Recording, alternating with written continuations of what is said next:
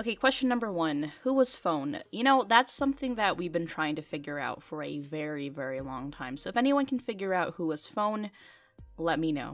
What is your favorite anime slash manga? I'm not into a lot of them, honestly. I mean, when I was younger, there were a lot, you know, there was a lot more out there. I mean, well, not that there's not a lot now, but, you know, I came into contact with more anime when I was younger is what I mean.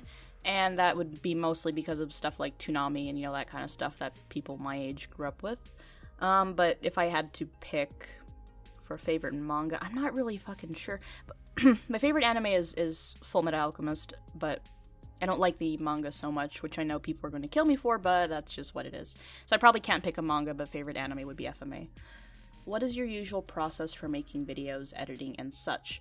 I have a lot of post-it notes everywhere, and I have a lot of notebooks, and I have a lot of bullshit, and I write stuff down, ideas, when I think about them.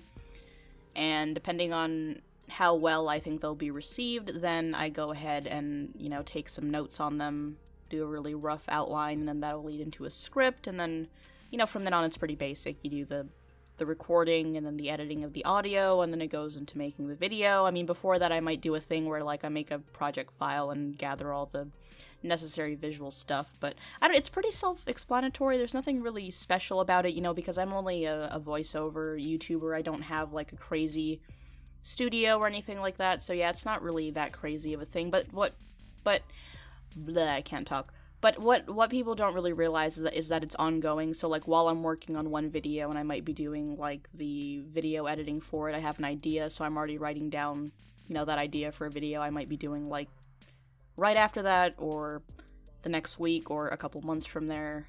I don't really know. It's just this cycle, really, is all it is. What's in the box? We all know what's in the box. What is your favorite movie of all time? I cannot pick one single favorite movie. If I had to list some of my favorite movies, let me see. The Dark Knight is definitely one of them. Scott Pilgrim is one of them. Donnie Darko is one of them. Disney movies. I like a lot of Disney movies. Mulan is probably one of my favorites. Clockwork Orange, because, you know, I'm edgy like that. I can't pick, like, a single favorite movie. There are, like, so many of them. And it's funny because out of that list, like, none of them are horror so far, which I think a lot of people expect me to say first, but no. No, it's even harder for me to pick a favorite horror film because, you know, they're all so different from each other, so it's way too hard to pick. But yeah, those are some of my favorite movies. And recently, Deadpool's one of those movies that I can watch, like, over and over again just because it's just a stupid funny movie. But yeah, I'm terrible at this. Like, I've thought about it so many times, but I can never, like, pick one favorite movie. That's just completely impossible given how many movies there are out there. Would you ever consider voice acting? You have a wonderful voice. You know, I'm not feeling very great right now, so I think I sound like complete trash. But to answer your question, I mean, it's crossed my mind, but I've never, like, actually really, you know, heavily considered it or anything like that. I think it's a lot more work than people think it is, so, you know, I don't want to obviously try to get myself into something I know nothing about. So, I mean, I don't know. I mean, if it ever went in that direction, then sure, I'd be willing to do a few things maybe on the side for smaller projects, but it's not like I'm going to shift my entire career focus to head in that direction, if that makes sense. What really scares you? Spiders? Abandonment? I don't know, a lot of things that other people are afraid of. And I probably don't sound coherent right now. Again, sorry, I don't feel very great, as you can probably tell from my voice, as I said earlier, but yeah, a lot of things scare me. Spiders. Let's just put spiders at the top of that goddamn list. I think everyone knows at this point that I'm fucking terrified of spiders. When you began to set up your channel, did your brand/channel identity just come to you out of the blue, or did you spend a long time planning things out and making tweaks before releasing any content? I had the idea of making a YouTube channel for a very long time. The first time I uploaded a video to YouTube was in 2008, and that was just some random bullshit that, like, my brother and I put together. You know, we used to make home videos and stuff.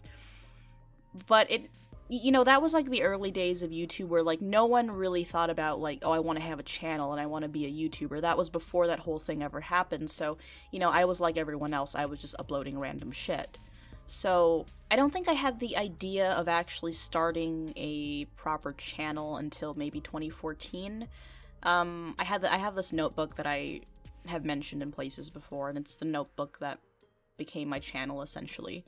And, yeah, I first started writing things in there from late 2014 that were channel ideas, and I didn't really know what I wanted to do. I just knew that, you know, I wanted to get back into video, and I wasn't exactly sure, like, you know, it wasn't just horror, it was, like, anything at all. Like, I could talk about movies, you know, I could talk about crime stuff or whatever, you know, and I didn't really figure out exactly what I wanted to do until, like, right up until the point that I pretty much did it, where I was like, okay, it's gonna be a horror channel because I know I can talk about that forever. You know, I've explained this before. As for, like, the channel identity, you know, I'm still not really sure exactly what it is, and honestly, where I'm at now took a very long time to figure out. Like, when I first started, I was doing story readings because, you know, I didn't really know what I wanted to do, so I just kind of, you know, took baby steps, the easiest thing for me, and then eventually the debunking stuff happened, and the countdowns happened, and, you know, and it eventually evolved into what I do now. So no, I don't think it was something that necessarily just came to me. I mean, in a way, yes, it was, but at the same time, you know, it's a constantly changing thing, so yeah, kind of a long, drawn-out answer that didn't need to be that complicated. I'm sorry, let's move on. What are some horror movies that you think have really good premises but poor execution? Fucking It Follows. I've talked about this movie so many times. If you want to hear in detail, look up my video on why It Follows doesn't make any sense. I love the premise, I love the cinematography of it, I love so much about that movie, but I cannot stand all these points that contradict themselves and how the film breaks its own rules. You know, I just feel like it was such wasted potential, and that's really what gets to me. I don't mind a bad movie. Obviously, I don't mind a good movie. I enjoy good movies. But when a movie is kind of in the middle, where it had a lot of potential but just didn't reach it because of whatever stupid mistakes, that's when it really gets to me. And I can't blame the directors. At least they did something, they tried something, they put something out there, but it's just, I can't help but feel immensely disappointed, if that makes sense. I know, I don't have the right to talk, but that's the truth. What question should I ask? Yeah, that is a new one. You asked if that's a new one. Yeah, that is a new one. Yeah, no one's ever asked me that before, so congratulations. Fun with failure. You have achieved something very great on the internet. You have asked a YouTuber a question they have never heard before. Congratulations and applause to you. Let's talk about the alcohol. What's your kryptonite? Blue Long Island's. Those have gotten me into trouble on many occasions, so yeah. If you don't know what that is, look it up. Do you think the It movie is gonna kick ass or suck ass? Let me see.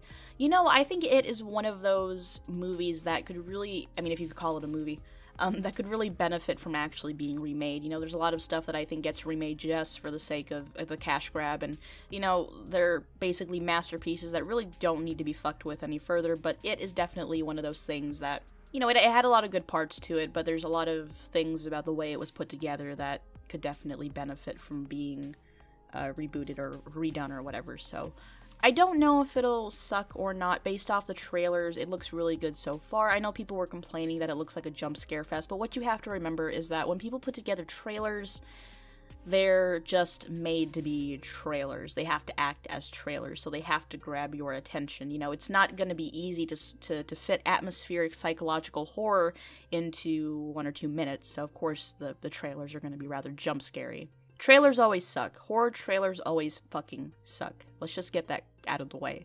That doesn't mean that the movie itself is going to suck. So whenever you watch horror movie trailers, you kind of have to peel back the bullshit and kind of think, okay, how is this actually going to work on screen? Because they're definitely not going to do that crazy, shaky jump scare thing that happened at the end of the It trailer. I'm 90% sure that's not actually in the movie. That was probably just edited that way for the sake of the trailer, is what I think. So, if you want my opinion, I think that the It movie is going to be at least good, at least worth a shot. I don't know if it's going to be great. I mean, I think we put our expectations too high, but yeah, I think it's at least going to be a good movie. I'm definitely going to go see it, so that's my answer to that. What is your biggest pet peeve? Oh, God. You know, I get so irritated at that, the most mundane shit, and I really need to not do that. You know, it's hard to really pick one thing as the biggest. I'm not good at picking favorites or anything like that, or in this case, not favorites. In this case, it's completely the opposite, but anything where people just blatantly disregard other people, you know, like they get in the way and they're just you know, they don't have any consideration for people around them in public spaces. I absolutely cannot stand that. You're not the only person in the world. Move the fuck over. Be fucking conscious of what you're doing. Turn your fucking music down. You know, bullshit like that. Don't talk in a theater. You know, stuff like that where you know, you have basic consideration for the people around you and their experiences and not ruining their day. It doesn't take a lot of work to not be an asshole. You know, all you have to do is think about the people around you. And people who don't do that get on my nerves. So I'm sure you all know what I mean. I don't need to explain any further. If you could do one interview with anyone, who and why? You know, I really don't know. I mean, I would have to think about this a lot, and I know that this isn't one of those questions that was meant to be drawn out like that. I really don't know. Tim Burton, maybe? I don't know. You know, okay, the thing about Tim Burton, though, is that I really love his early work, but my god, I cannot stand a lot of the crap he's put out recently. Anyway, god, I don't know. John Lennon? I mean, I don't know if that counts because he's dead, but fuck. I don't know, I can't pick, I'm so sorry again. It's so hard to pick out of, like, the list of people, and I know I'm overanalyzing this, but let's move on. I'm sure you've been asked this before, but do you have any interesting stories regarding Ouija boards? My friends and I have been messing with these things very frequently for over a year now, and it has definitely made for some interesting stories. I really don't, you know, actually, As a kid, Ouija boards, like, really freaked me out, just because, you know, the stories around them and whatnot, and I never wanted to touch one, and the places that I lived really didn't necessarily have them. You know, I come from some very superstitious places, but a friend of mine, fuck, when was it? I think it was my birthday. I think it was my 20th birthday, no, my 19th birthday, I don't remember, but they got me a Ouija board, which I have in the background of a video, so I can actually think back, but again, my brain is just not working right now. But anyway, yeah, I did have a Ouija board at one point, and I never did use it or anything like that. It was just for decoration, mainly. But there was a time where my friend who got it for me and his girlfriend or whatever, they did end up trying to use it at, like, a park or whatever, but, you know, I was skeptical, obviously, because I really don't necessarily believe in that type of stuff. He didn't really believe in it either, but his girlfriend was, like, totally into it. Like, she offered the spirit a fucking pencil or some shit, because she thought that would, like, make them talk, but, yeah, I don't know where she was going with that. Nothing happened, of course, so no, I don't have any Ouija board stories, unfortunately. I mean, I know people would love if I did, but I really don't, so, yeah, nothing to say there. Any thoughts on Marvel Studios' newest batch of movies, Guardians of the Galaxy 2, Spider-Man Homecoming, and Thor Ragnarok? I am so fucking excited for Spider-Man, and I did not think I would be, because, you know, Spider-Man's had that reboot loop curse, but after Civil War and seeing Spider-Man in there, I was like, okay, you know, I don't love this, but I'm pretty down for whatever the fuck Marvel's gonna do with it. Thank fuck. I mean, I just like the idea that he's in the MCU now, so I'm really excited for Spider-Man Homecoming, which is going to come out very soon. Hopefully I get this video out before I see it, because I'm terrible at uploading things on time. But yeah, I'm very excited for Spider-Man Homecoming. Guardians of the Galaxy 2 is very interesting in the sense that I think it improved upon the first movie, where it fleshed out the characters a lot more, although it did have some pacing issues, so I don't know if I can say it's better or worse than the first movie. I think in terms of impact, the first movie definitely hit harder, but the second movie, like, I felt more invested in it, I guess, because of the characters and whatever, because, you know, in the first one, it was just sort of this crazy, you know, let's have fun and be the fucking comedic relief of Marvel, or whatever the fuck, or the MCU, and, you know, that was really popular with people, but they didn't exactly do much to necessarily flesh out the characters, whereas in the second movie it was much more of a character-driven film, I think. So, I don't know, I guess it's based off preference there, but I really enjoyed both. Thor Ragnarok. Thor was always the section of the MCU currently that I didn't really care that much for. I felt like they only made Thor movies to progress plot points along. I mean, okay, I'm just whatever, but I don't feel like the movies themselves were necessarily made the priority over, you know, incorporating certain elements into the universe or whatever. I hope Thor Ragnarok will be good. I'm definitely going to go see it. It's just, you know, I normally don't care for Thor movies, so hopefully that one's good. Next question. I saw that you made a post regarding Bootios.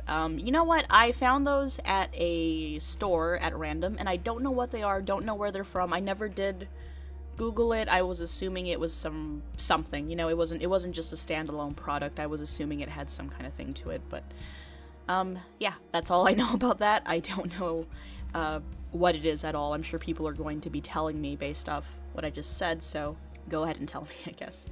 What was the first time you realized you were into dark/horror things? I've explained this a couple times in different areas and videos that are probably enlisted right now, so long story short, I realized very, very early on. I think I was always into it actually, but I think from, my earliest memory, probably when I was like 3 or 4 years old, I remember watching Child's Play and seeing some rather questionable things on TV and whatnot that really were more interesting to me than anything else that was out there, so I knew pretty much, from the beginning, so I've always known that I was into horror.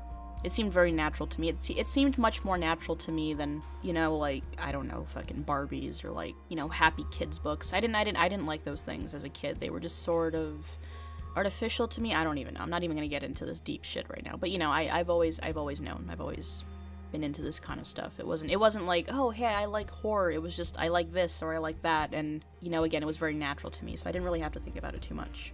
What creepy location would you like to visit? Let me think. The Suicide Forest in Japan has always been very interesting to me. I mean, that's at the base of Mount Fuji, so I do want to see it anyway.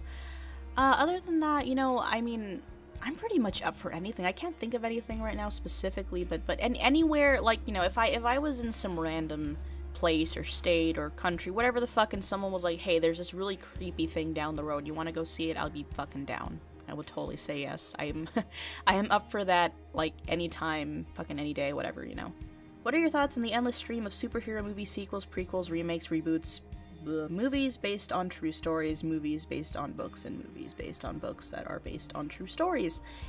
I'm sorry, that was a mouthful. Okay, so those exist strictly because of business. When something is based off of a pre-existing piece of media, I mean, when a movie or a TV show is based off a book or whatever the fuck, a comic, it already has an established fan base, and it's, obviously expected to sell better than something that is 100% completely original, and that's been a problem with Hollywood and film and whatnot for pretty much forever now. But it happens in cycles, and sometimes Hollywood